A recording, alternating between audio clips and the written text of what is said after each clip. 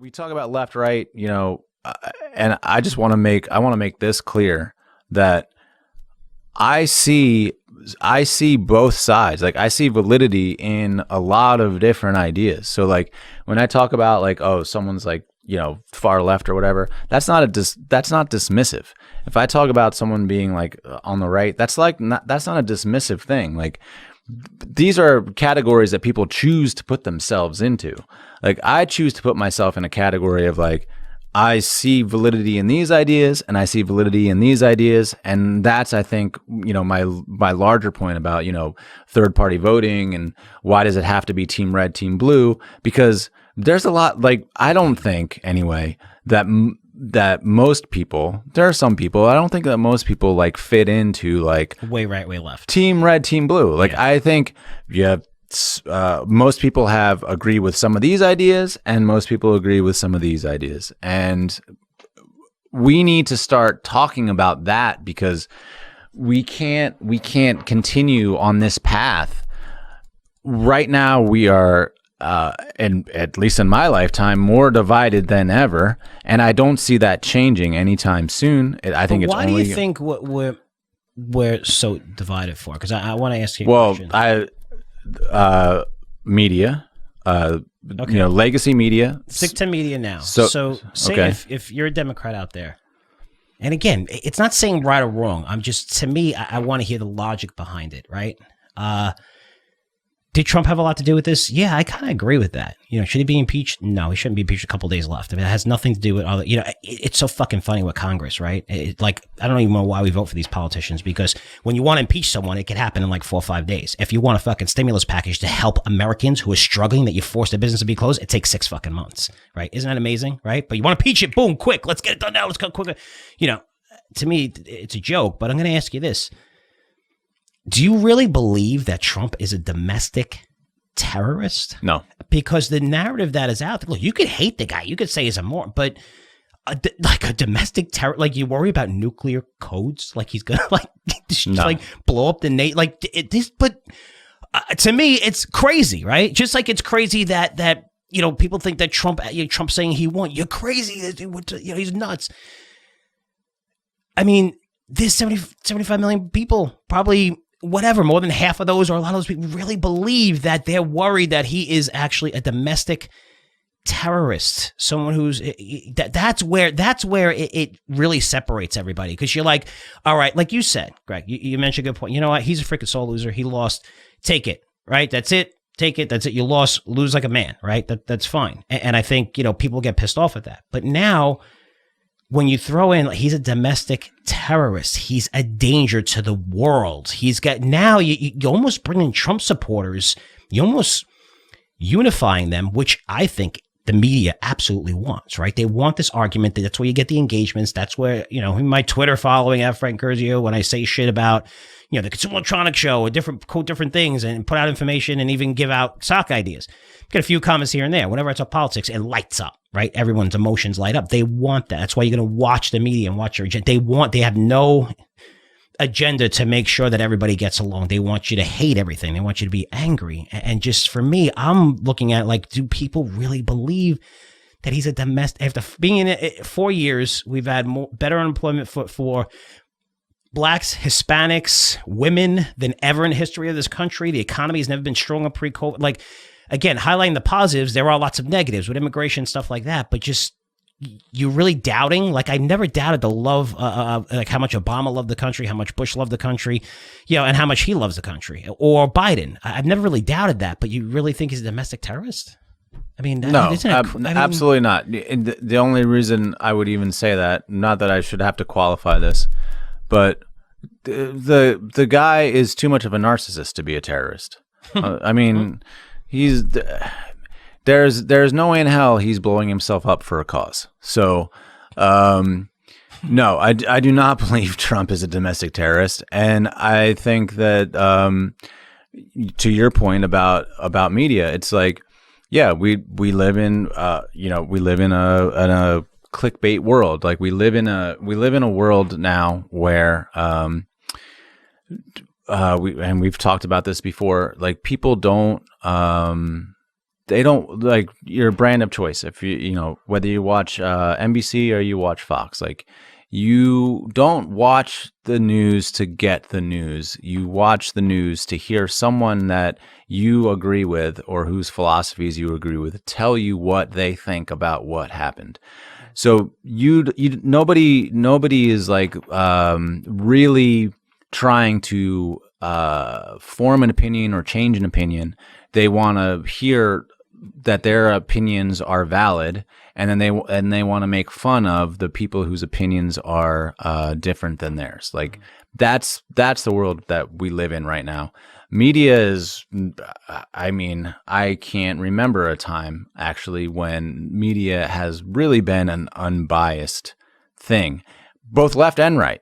It's completely biased. And that's like not a new insight. Everyone knows that, but like everyone accepts it now. Like and that's why I say like, you know, the legacy media, their days are numbered.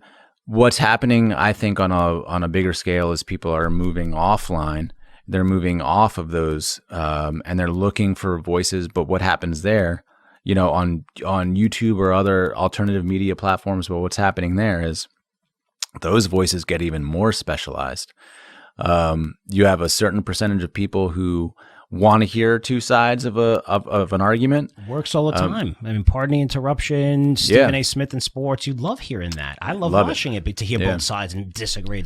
Yeah, agree, me too. Disagree. Yeah. Me too. I think most people who are intelligent do, and I think a lot of people, unfortunately, are not that intelligent. I think a lot of people out there are just willing to accept what is, and I know this, and because when I talk to people, I can tell just by the things that they say, where they're getting their information from, because both sides will spin it their own way. You can watch, and I'm the type of person that'll watch the same story on two different channels. I'll watch the same story. I actually don't even watch really much. Like a lot of the stuff I'll watch is on my little YouTube feed, and my YouTube feed is completely, they don't know what to do with me, because I click on liberal stuff. I click on conservative stuff. I've told you this before. I've gone down rabbit holes that you do not want to go down. I'm on lists that you do not want to be on. The stuff that I've clicked on before, but because YouTube feed serves that up to me, because they don't know what I am. They don't know what I am, because I watch both, and I can tell just by watching these two things. I can tell when I talk to someone immediately who you are listening to the most. Yes. You can tell. You can tell easily, yeah. Right away. And I'm if like, you okay. really watch both programs, and a lot of people don't. I always say if you're a CNN guy, watch Fox for a little while. See the other side. If you're a Fox, watch CNN a little while, and you're going to notice how both sides just hate. But it just listen to it, and you really know where you know people are coming from, where they're getting the stories. Yeah. So yeah, the Capitol thing. I mean, look, it's tragic, but I also want to point out, I was this just happened today or yesterday. I just saw it. Pelosi was, you know, and of course they're moving ahead with impeachment or whatever. And she's making her speech, and she's like, you know, so outraged about what happened. She's tearing up about what happened, you know, at the Capitol. She's like, oh, you know, whatever, all this stuff. And she's like, you know, but the one image that struck me the hardest was the guy that was wearing the Auschwitz shirt. I guess he had a shirt that had an Auschwitz camp in. I don't know, had a Camp Auschwitz or something on his shirt. The thing that struck me the most was this guy, you know, this white supremacist who's like leading this punk who is like leading this band of people into the Capitol, and just tearing up. And she's like, and it made me think of the time that I went over to visit, you know, Auschwitz and visit Birkenau with like I was representing Congress and all that. I was like, of course it's about you. Of course it's about you. Of course that's the person you single out, because now all of a sudden I'm hearing your story about how you're so great. Like, give me a fucking break. Like, can you? And then, you know, all the anchors on CNN are just sitting there like, oh yeah, you know, she's so right. Like, and she, like all the, I'm like, because can nobody say like how ridiculous, like of all the shit that happened, she happens to just point out the one thing that happened, the one guy that sort of like leads into the story about how she's so great. Like it was like a 7-minute speech. 4 minutes of her was saying like all this great stuff she did in the guise of being like saddened and repulsed by whatever happened at the Capitol. Bullshit. Give me a fucking break. Like I'm tired of like, you know, watching that stuff go on and having nobody just be like, what the fuck did we just watch? Like what just happened here? Like how did you manage to turn this into, you know, a plug for how great you are? Like that's crazy to me.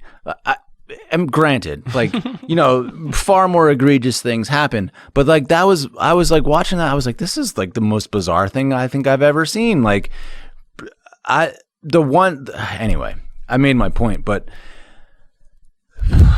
the big thing, I think, what it all comes back to is, you know, media divides us for sure.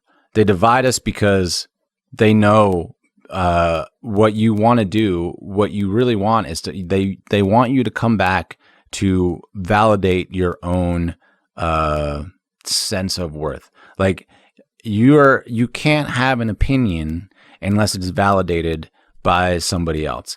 It's very scary to have an opinion that is not popular. That's a very scary thing. Most people don't want to have those. Most people don't want to have opinions that are not popular. Most people don't want to discuss like the finer points of things.